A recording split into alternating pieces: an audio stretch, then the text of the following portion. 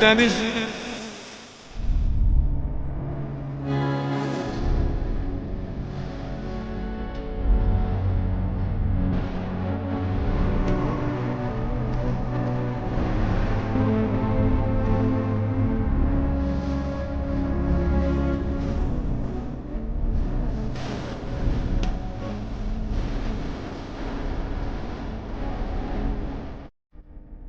Fırsat olsaydı ata babamız ekerdi ya.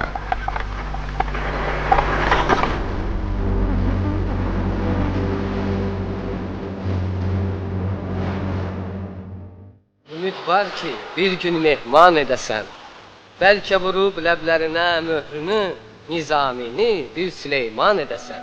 Sevinçkən elə uşaq vaxtından aram yox. Yuxumu qaçırdı.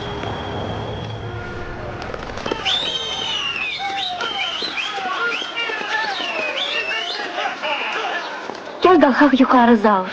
Gel yuxarıda nə gözəl mənzərə açılır. Gel.